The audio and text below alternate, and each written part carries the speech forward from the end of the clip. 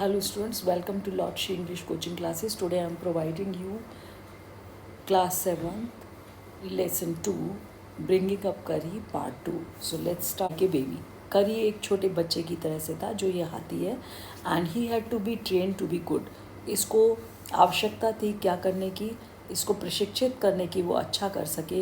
If you did not tell him, यदि तुम उसे नहीं बताते, व्हेन ही वॉज नॉटी, जब वो शैतान हो जाता था, he was up more mischief than ever, वो पहले से भी ज़्यादा शैतान हो जाता. फॉर इंस्टेंस, उदाहरण के लिए, वन डे, एक दिन, somebody gave him some bananas to eat, किसी ने उसको कुछ बनाना खाने के लिए दिए. Very soon he developed a great love for right bananas, और बहुत जल्दी ही उसके अंदर विकसित हो गया. क्या विकसित हो गया? ए ग्रेट लव, बहुत ज़्यादा पसंद करने लगा वो राइप बनानास, पके हुए केलों को. We use to keep large plates of fruit on a table, हम क्या किया करते थे, एक बड़ी प्लेट में हम फ्रूट को टेबल पर रख देते थे, नियर ए विंडो, और ये एक खिड़की के पास था, इन द डाइनिंग रूम, हमारा खाना खाने के कमरे में. One day all the bananas on the plate disappeared, एक दिन क्या हुआ, सारे के सारे जो बनानास थे जो प्लेट के ऊपर ऑन द टेबल, जो टेबल पर रखे थे, डिसअपियर्ड, गायब हो गए.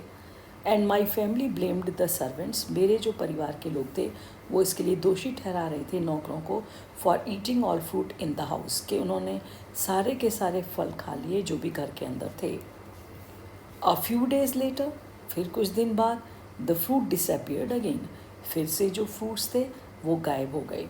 This time the blame was put on me, इस बार जो दोष आया वो मेरे सिर पर लगा. एंड आई न्यू, मैं जानता था, I had not done it, कि मैंने ऐसा कुछ नहीं किया था. It made me very angry, इससे मैं बहुत नाराज़ हो गया था. विद माई पेरेंट्स, अपने माता पिता से, एंड द सर्वेंट्स, और अपने नौकरों से. फॉर आई वॉज श्योर, क्योंकि मुझे पक्का था, they had taken all the fruit, के वही लोगों ने ये सारे फ्रूट लिए थे. The next time fruit disappeared, फिर दोबारा एक बार फिर से जो फ्रूट्स थे वो गायब हो गए. I found a banana all smashed up in curries pavilion, मैंने पाया एक जो बनाना था पूरी तरह से वो मसला हुआ था और वो करी के मंडप में पड़ा था. This surprise me very much, और इस चीज़ ने मुझे बहुत ज़्यादा हैरान कर दिया. For I had never seen fruit there, क्योंकि मैंने इससे पहले कभी भी वहाँ फ्रूट को नहीं देखा था. एंड एज यू नो, जैसा कि तुम जानते हो, he had always lived on twigs, क्योंकि वो हमेशा जो ट्विग्स ही खाता था, पेड़ों की जो पतली टहनियों के पतले पत्ते, सॉफ्ट पत्ते थे. Next day while I was sitting in the dining room, अगले दिन जब मैं उस खाने के कमरे में बैठा हुआ था, wondering whether I should take some fruit, मैं ये हैरान था कि मुझे कुछ फ्रूट लेने चाहिए फ्रॉम द टेबल, अपनी टेबल से, विदाउट माई पेरेंट्स परमिशन, बिना मेरी माता पिता की आज्ञा के. ए लॉन्ग ब्लैक थिंग, एक लंबी सी काले रंग की चीज़, very much like a snake, वो लगभग मुझे कैसी लग रही थी कि एक सांप हो जैसे. Suddenly came through the window, अचानक से ये काली सी जो थी सांप जैसी, अचानक से ये खिड़की में से आई. And disappeared with all the bananas, और वो गायब हो गई सारे के सारे बनानास को लेके. I was very much frightened, मैं बहुत ज़्यादा डर चुका था. Because I had never seen snakes, क्योंकि मैं इससे पहले कभी सांपों को नहीं देख चुका था ईट बनानास, के वो बनाना खाते हों. एंड आई थॉट, मैंने सोचा, it must be the terrible snake, ये निश्चित रूप से कोई भयानक सांप होगा, दैट वुड स्नीक इन, जो उचक्के की तरह अंदर आ गया, एंड टेक फ्रूट, और उसने ये सारे फ्रूट ले लिए.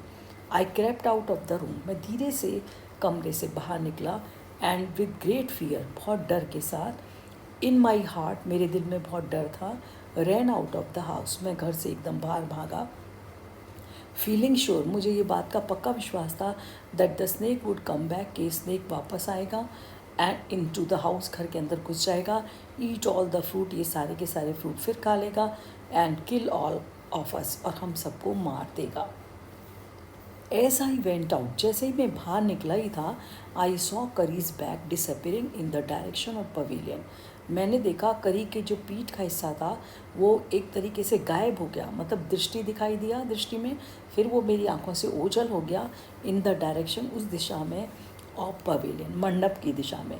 And I was so frightened, मैं इतना भयभीत हो गया था that I wanted his company to cheer up me up. मैं चाहता था कि मुझे उसका फिर से साथ मिले जिससे मैं फिर से थोड़ा सा खुश हो जाऊँ। आई रैन आफ्टर हिम, मैं उसके पीछे दौड़ा इन टू द पवेलियन, मंडप के अंदर। एंड आई फाउंड, मैंने देखा हिम देयर ईटिंग बनानास, कि वो वहाँ बैठा हुआ आराम से बनानास को खा रहा था। आई स्टूड स्टिल इन एस्टॉनिशमेंट, मैं अभी भी खड़ा था बहुत हैरानी के साथ। The bananas were lying strewn all over around him, और सारे के सारे जो केले थे वो बिखरे हुए पड़े थे उसके चारों तरफ। He stretched out his trunk and reached one far away from where he was standing, और उसने अपनी फैलाया किसकी, उसकी सूंड को, and reached for one far away, और उसी सूंड को आगे उसने लंबा करके उस तक अपनी सूंड को पहुंचा दिया जो कि काफ़ी दूर थी। One far away from where he was standing, जहाँ वो खड़ा था उसी से उसने दूर तक अपनी सूंड को आगे बढ़ा दिया। That instant the trunk looked like a black snake, वो जो इंस्टेंट, तभी एकदम से मुझे वो ट्रंक ऐसी दिखाई दी जैसे काले रंग का सांप हो। एंड आई रियलाइज, तभी मैंने ये महसूस किया दैट करी वॉज द थी, कि करी ही चोर था। आई वेंट टू हिम, मैं उसके पास गया, pulled him up out by his year, मैंने उसके कान को खींचा, and joyously showed my parents, और बड़ी खुशी के साथ मैं अपने माता पिता को दिखाया दैट इट वॉज करी, कि ये करी था, एंड नॉट आई, मैं नहीं था। That had eaten all the fruit these many weeks, जो कि बहुत सारे फ्रूट्स को खा चुका था इस दीज मैनी वीक्स, इन पिछले कई हफ्तों में। देन आई स्कॉल्डेड हिम, फिर मैंने उस करी को डांटा। फॉर एलिफेंट अंडरस्टैंड वर्ड्स, क्योंकि जो एलिफेंट्स हैं, जो हाथी हैं, वो समझते हैं शब्दों को एज वेल एज चिल्ड्रन, जिस प्रकार से बच्चे समझते हैं ठीक उसी प्रकार। And I said to him, मैंने उसे कहा, next time I see you stealing a fruit, यदि अगली बार मैंने तुम्हें फ्रूट को चोरी करते हुए देखा, यू विल बी whipped, तुमको कोड़े लगाए जाएंगे। He knew that we were all angry with him, वो जानता था कि हम सब उससे नाराज़ थे, इवन द सर्वेंट्स, हमारे नौकर भी।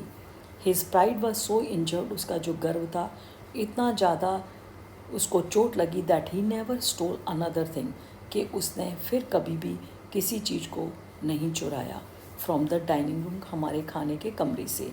एंड फ्रॉम देन ऑन, और जब से ही if anybody gave him any fruit, यदि कोई भी जना उसे देता था कोई भी फल, ही ऑलवेज स्क्वील्ड, वो पहले चीखता था, as if to thank him, जैसे कि वो उनको धन्यवाद दे रहा हो।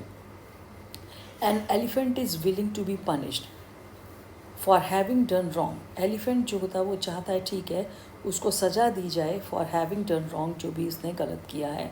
But if you punish him without any reason, परंतु यदि तुम उसको सज़ा देते हो बिना किसी कारण के, ही विल रिमेंबर इट, वो उसको याद रखेगा, एंड पे you back in your own coin, और तुम्हारा सिक्का तुम्हें वापस चला देगा, मतलब तुमसे वो वापस अपना बदला ज़रूर लेगा। सो बच्चों, this is the end of the second part. We will meet in the next part. Till then, bye bye.